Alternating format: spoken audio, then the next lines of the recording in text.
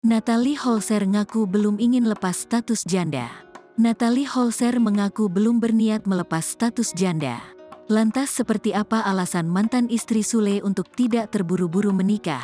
Belum lama ini artis Natalie Holzer dikabarkan akan segera menikah.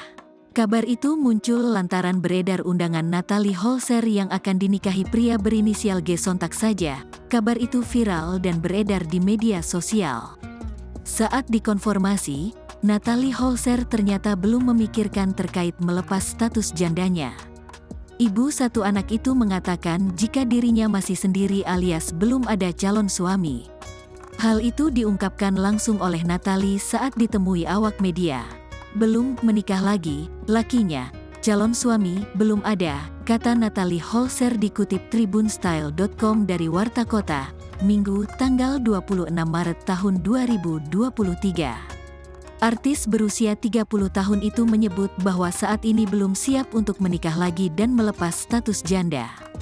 Sekarang aku lagi fokus sama usaha dan membesarkan Atzam, ujar Natalie Holzer. Seperti diketahui, setelah Natalie Holzer menikah dengan Sule, mereka dikaruniai anak bernama Atzam.